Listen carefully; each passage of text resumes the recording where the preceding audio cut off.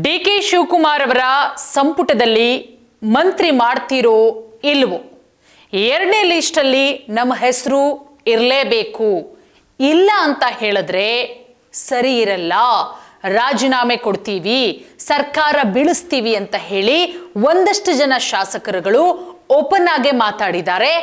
ಒಂದಷ್ಟು ಜನ ಶಾಸಕರುಗಳು ತಮಗೆ ಬೇಕಾದಂತಹ ಆಪ್ತರೊಟ್ಟಿಗೆ ಹೇಳ್ಕೊಂಡಿದ್ದಾರೆ. ನಾವು ಕೂಡ ಪಕ್ಷಕ್ಕೋಸ್ಕರ ಸಾಕಷ್ಟು ವರ್ಷಗಳಿಂದ ದುಡಿದಿದ್ದೀವಿ, ಪಕ್ಷದಿಂದ ಪಕ್ಷಕ್ಕೆ ಬಂದಿದ್ದೀವಿ, ಕಾರಣ ಆ ಪಕ್ಷದಲ್ಲಿ ನಮಗೆ ಸೂಕ್ತ ಸ್ಥಾನಮಾನ ಸಿಗಲಿಲ್ಲ, ಈ ಪಕ್ಷದಲ್ಲಾದರೂ ಸಿಗುತ್ತೆ ಅನ್ನೋ ಕಾರಣಕ್ಕೆ ಅಂತ ಹೇಳಿ ಸಾಕಷ್ಟು ಜನ ಲೀಸ್ಟಲ್ಲಿದ್ದಾರೆ. ಅದರಲ್ಲಿ ಪ್ರಮುಖವಾಗಿ ಲಕ್ಷ್ಮಣ್ ಸವದಿ ಅವರು. ಲಕ್ಷ್ಮಣ್ ಸವದಿ ಅವರು ಬಿಜೆಪಿಯಿಂದ ಕಾಂಗ್ರೆಸ್ಗೆ ಬಂದಂಥವರು. ಬಿಜೆಪಿಯಲ್ಲಿದ್ದಾಗ ಅವರು DCM ಕೂಡ ಆಗಿದ್ರು, DCM ಅನ್ನು ಕೂಡ ಮಾಡಲಾಗಿತ್ತು. ಅದಾದ್ಮೇಲೆ ಕಾಂಗ್ರೆಸ್ಗೆ ಬರ್ತಾರೆ. ಆದರೆ ಮಾಜಿ CM ಸಿದ್ದರಾಮಯ್ಯ ಅವರ ಸಂಪುಟದಲ್ಲಿ ಮಂತ್ರಿ ಸ್ಥಾನ ಸಿಗುತ್ತೆ ಅನ್ನುವ ಭರವಸೆಯನ್ನ ಇಟ್ಕೊಂಡಿದ್ರು ಲಕ್ಷ್ಮಣ್ ಸವದಿ. ಆದರೆ ಲಕ್ಷ್ಮಣ್ ಸವದಿ ಅವರಿಗೆ ಮಂತ್ರಿ ಸ್ಥಾನ ಸಿಗಲಿಲ್ಲ. ಅದಾದ್ಮೇಲೆ 3 ವರ್ಷ ಆದ್ಮೇಲೆ ಡಿ.ಕೆ. ಶಿವಕುಮಾರ್ ಅವರ ಸರ್ಕಾರ ಬಂದಿದೆ. ಮೊದಲನೇ ಲಿಸ್ಟಲ್ಲಿ ಒಂದು ಡಿ.ಕೆ. ಶಿವಕುಮಾರ್ ಅವರ ಜೊತೆಗೆ 13 ಜನ ಪ್ರಮಾಣ ವಚನ ಸ್ವೀಕಾರ ಮಾಡಿದ್ದಾರೆ. ಬಟ್ ಹಳಬರು ಅಷ್ಟೇ ರಿಪೀಟ್ ಆಗಿರೋದು. ಯತೀಂದ್ರ ಸಿದ್ದರಾಮಯ್ಯ ಅವರನ್ನ ಬಿಟ್ರೆ ಹೊಸಬರು ಯಾರೂ ಕೂಡ ರಿಪೀಟ್ ಆಗೇ ಇಲ್ಲ. ಒಂದಷ್ಟು ನಿರೀಕ್ಷೆಗಳನ್ನ ಇಟ್ಕೊಂಡಿದ್ರು, ಮೊದಲನೇ ಪಟ್ಟಿಲಿ ನಮ್ಮ ಹೆಸರಿರುತ್ತೆ ಅಂತ ಹೇಳಿ, ಬಟ್ ಆಗ್ಲಿಲ್ಲ. ಈಗ ಹೇಗಾಗ್ಬಿಟ್ಟಿದೆ ಅಂತ ಹೇಳಿದ್ರೆ ಲಕ್ಷ್ಮಣ್ ಸವದಿ ವರ್ಸಸ್ ಲಕ್ಷ್ಮೀ ಹೆಬ್ಬಾಳ್ಕರ್. ಡಿ.ಕೆ. ಶಿವಕುಮಾರ್ ಅವರು ಇಬ್ಬರನ್ನೂ ಕೂಡ ಮಂತ್ರಿ ಮಾಡಬೇಕು, ಆ ನಿಟ್ಟಿನಲ್ಲಿ ಒಂದು ರೀತಿ ಇಕ್ಕಟ್ಟಿಗೆ ಸಿಲುಕಾಕೊಂಡಿದ್ದಾರೆ. ಈ ಕಡೆ ಲಕ್ಷ್ಮೀ ಹೆಬ್ಬಾಳ್ಕರ್ ಅವರು ಬಹಳ ನಿರೀಕ್ಷೆ ಇಟ್ಕೊಂಡಿದ್ರು. ಯಾವ ರೀತಿ ಸಿದ್ದರಾಮಯ್ಯ ಅವರ ಸಂಪುಟದಲ್ಲಿ ಸಚಿವೆಯಾಗಿದ್ನೋ ಅದೇ ರೀತಿ ನನ್ನ ಕೆಲಸವನ್ನ ಮೆಚ್ಚಿ ಡಿ.ಕೆ. ಶಿವಕುಮಾರ್ ಅವರ ಸಂಪುಟದಲ್ಲೂ ಕೂಡ ನಾನು ಮಂತ್ರಿ ಆಗ್ತೀನಿ ಅನ್ನುವ ಬಹಳ ದೊಡ್ಡ ಮಟ್ಟದ ನಿರೀಕ್ಷೆಯನ್ನ ಇಟ್ಕೊಂಡಿದ್ರು ಲಕ್ಷ್ಮೀ ಹೆಬ್ಬಾಳ್ಕರ್ ಅವರು. ಬಟ್ ಅವರ ಆಸೆ ಈಡೇರಲಿಲ್ಲ. ಲಕ್ಷ್ಮೀ ಹೆಬ್ಬಾಳ್ಕರ್ ಅವರನ್ನ ಕೈ ಬಿಡಲಾಗತ್ತೆ. ಬಟ್ ಸಿಕ್ಕಾಪಟ್ಟೆ ನಿರೀಕ್ಷೆಯನ್ನ ಇಟ್ಕೊಂಡಿದ್ದಾರೆ. ಎರಡನೇ ಲಿಸ್ಟಲ್ಲಾದ್ರೂ ನನ್ನ ಹೆಸರಿರುತ್ತೆ ಅಂತ ಆಪ್ತರೊಟ್ಟಿಗೆ ಹೇಳ್ಕೊಂಡಿದ್ದಾರಂತೆ, ನನ್ನ ಹೆಸರಿರುತ್ತೆ ಅಂತ. ಬಟ್ ಆ ಭಾಗಕ್ಕೆ ನಾವು ಗಮನಿಸೋದಾದ್ರೆ ಆಲ್ರೆಡಿ ಸತೀಶ್ ಜಾರಕಿಹೊಳಿ ಅವರಿಗೆ ಕೊಟ್ಟಾಗಿದೆ. ಇನ್ನ ಲಕ್ಷ್ಮೀ ಹೆಬ್ಬಾಳ್ಕರ್ ಅಥವಾ ಲಕ್ಷ್ಮಣ್ ಸವದಿ ಇಬ್ಬರಲ್ಲಿ ಒಬ್ರಿಗೆ ಕೊಡಬೇಕು. ಸೊ ಡಿ.ಕೆ. ಶಿವಕುಮಾರ್ ಅವರು ಕಾಂಗ್ರೆಸ್ ಹೈಕಮಾಂಡು ಏನ್ ನಿರ್ಧಾರ ತೆಗೆದುಕೊಳ್ಳುತ್ತೆ, ಯಾಕಂದ್ರೆ ಲಕ್ಷ್ಮೀ ಹೆಬ್ಬಾಳ್ಕರ್ ಅವ್ರಿಗೆ ಕೊಟ್ರೆ ಉಳಿದಂತಹ ಮಹಿಳಾ ಸಚಿವಾಕಾಂಕ್ಷಿಗಳ ದೊಡ್ಡ ಪಟ್ಟಿಗೆ ರೆಡಿ ಇದೆ.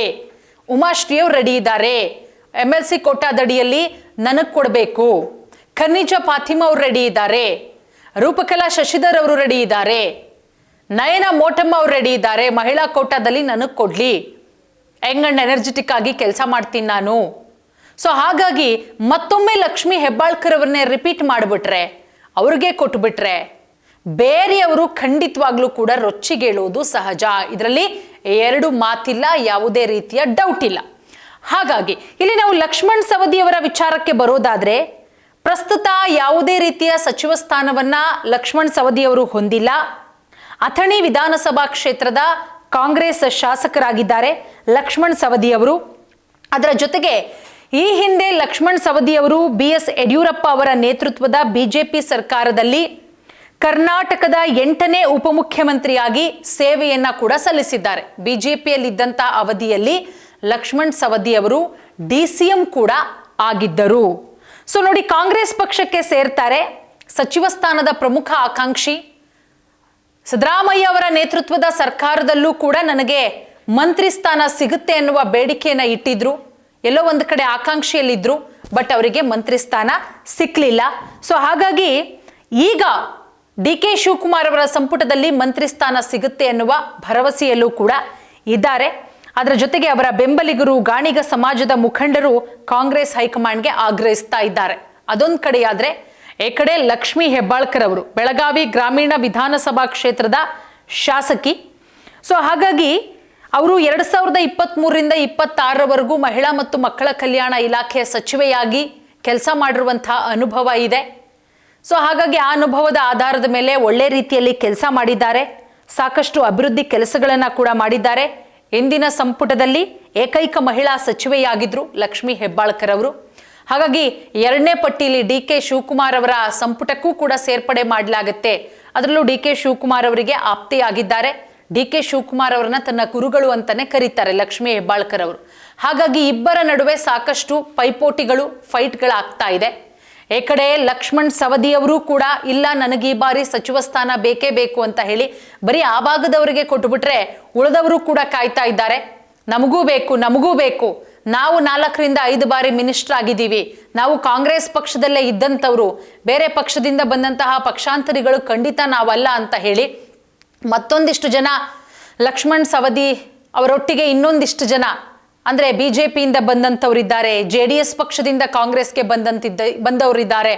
ಅವರು ಕೂಡ ಹೇಳ್ತಾ ಇದ್ದಾರೆ ನಾವುಗಳ ಆಕಾಂಕ್ಷಿಗಳು, ನಮಗೂ ಸಚಿವ ಸ್ಥಾನ ಬೇಕು, ಇನ್ನು 2028 ಆದ್ಮೇಲೆ ನಾವು ಕಾಯಕ್ಕಾಗಲ್ಲ, ಆಗ ಹೆಂಗೋ ಏನೋ ಗೊತ್ತಿಲ್ಲ, ಈ 24 ತಿಂಗಳಲ್ಲೇ ನಾವು ಸಚಿವರಾಗಬೇಕು ಅಂತ ಹೇಳಿ. ಸೊ ಹೈಕಮಾಂಡ್ಗೆ ದೊಡ್ಡ ಮಟ್ಟದಲ್ಲಿ ತಲೆನೋವು. ಸಿಎಂ ಡಿ ಕೆ ಶಿವಕುಮಾರ್ ಅವ್ರಿಗೂ ಕೂಡ ಅಷ್ಟೇನೆ. ನೋಡೋಣ ಸಿಎಂ ಡಿ ಕೆ ಶಿವಕುಮಾರ್ ಅವರು 2ನೇ ಪಟ್ಟಿಯಲ್ಲಿ ಲಕ್ಷ್ಮಣ್ ಸವದಿ ಅವರ ಹೆಸರನ್ನ ಕನ್ಸಿಡರ್ ಮಾಡ್ತಾರಾ ಅಥವಾ ಲಕ್ಷ್ಮೀ ಹೆಬ್ಬಾಳ್ಕರ್ ಅವರ ಹೆಸರನ್ನ ಕನ್ಸಿಡರ್ ಮಾಡ್ತಾರಾ, ಕಾದು ನೋಡ್ಬೇಕಾಗತ್ತೆ. ಧನ್ಯವಾದ.